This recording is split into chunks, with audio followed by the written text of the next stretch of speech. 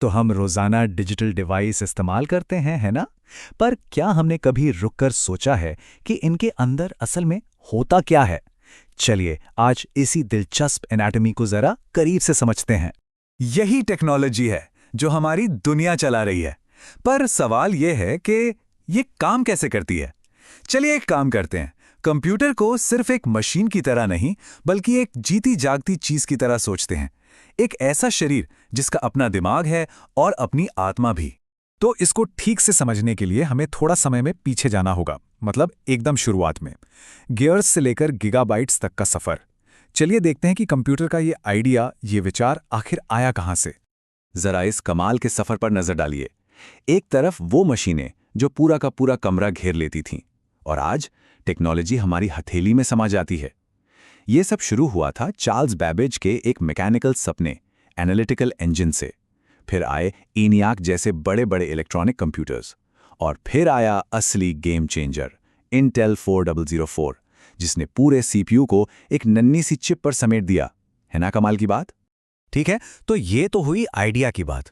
अब आते हैं कंप्यूटर के शरीर पर, यानी कि इसका हार्डवेयर। ये वो हिस्से हैं जिन्हें हम असल में देख सकते हैं, छू सकते हैं। तो ये हार्डवेयर आखिर है क्या? देखिए, सीधे सीधे कहें तो ये कंप्यूटर का शरीर है। कीबोर्ड, मॉनिटर, माउस, वो सारे हिस्से जिन्हें हम छू सकते हैं, जो इसे एक शक्ल देते हैं। ये वो ढांचा है जो हर चीज को एक साथ जोड़कर रखता है। और मजे की बात यह है कि हर कंप्यूटर बस एक बहुत ही सीधे साधे 3 कदमों वाले साइकिल पर काम करता है। सबसे पहले हम उसे जानकारी देते हैं, जिसे कहते हैं इनपुट। फिर वो उस पर सोच विचार करता है, ये हो गया प्रोसेस। और आखिर में वो हमें नतीजे दिखाता है, यानी आउटपुट। बस इतना ही है। अब इन जाने पहचाने डिवाइसेस को ना कंप्यूटर की इंद्रियों की तरह सोचिए, जैसे कीबोर्ड और माउस। इनके जरिए हम कंप्यूटर को अपनी बात बताते हैं, और मॉनिटर और स्पीकर वो हमें दिखाते हैं कि कंप्यूटर ने हमारी बात को कैसे समझा और उस पर क्या काम किया। ये उसकी आवाज और उसके एक्सप्रेशन हैं। चलिए, शरीर की बात तो हो गई, अब जरा दिमाग के अंदर झांकते हैं। ये वो जगह है जहां असली सोच वाला काम होता है, मतलब प्रोसेसिंग और मेमोरी का। हर कंप्यूटर के दिल में होता है उसका दिमाग, CPU, यानी सेंट्रल प्रोसेसिंग यूनिट। जैसा नाम से ही जाहिर है, ये वो जगह है जहां सारा डेटा और सारे निर्देश प्रोसेस होते हैं। आप कह सकते हैं कि यही असली कंट्रोल सेंटर है। अब देखिए, कंप्यूटर की मेमोरी भी 2 तरह की होती है। एक है रैम। रैम को आप अपनी काम करने वाली डेस्क समझिए, बहुत तेज लेकिन टेम्पररी। जैसे ही बिजली गई, डेस्क पर रखा सारा काम गायब। वहीं दूसरी तरफ है रोम। ये एक इंस्ट्रक्शन मैनुअल की तरह है, परमानेंट। ये हमेशा याद रखती है कि कंप्यूटर को शुरू कैसे करना है। इसको ऐसे भी समझ सकते हैं, अगर रैम आपकी डेस्क है जहां वो सामान रखा है जिस पे अभी काम चल रहा है, तो आपकी हार्ड ड्राइव या SSD वो बड़ी सी फाइलिंग कैबिनेट है जहां आप सारी फाइलें लंबे समय के लिए संभाल कर रखते हैं। एक तेज है और दूसरा बड़ा और परमानेंट। तो हमने शरीर देख लिया, दिमाग भी समझ लिया, लेकिन कंप्यूटर अपनी आत्मा के बिना तो अधूरा है। और वो आत्मा है सॉफ्टवेयर, वो अदृश्य निर्देश जो इस हार्डवेयर में जान डालते हैं।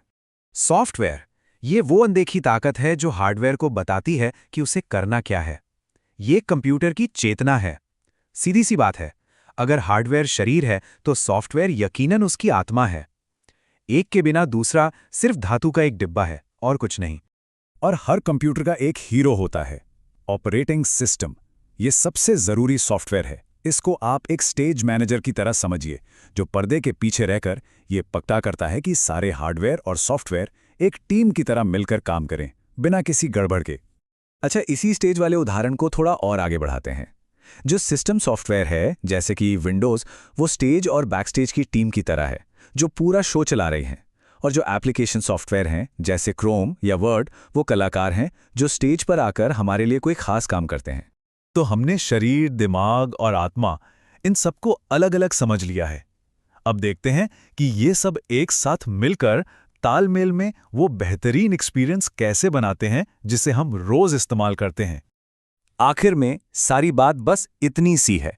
शरीर यानी हार्डवेयर फिजिकल ढांचा देता है, और आत्मा यानी सॉफ्टवेयर उसे चेतना और काम करने के निर्देश देती है। ये दोनों एक दूसरे के बिना अधूरे हैं। एक के बिना दूसरे का कोई वजूद नहीं।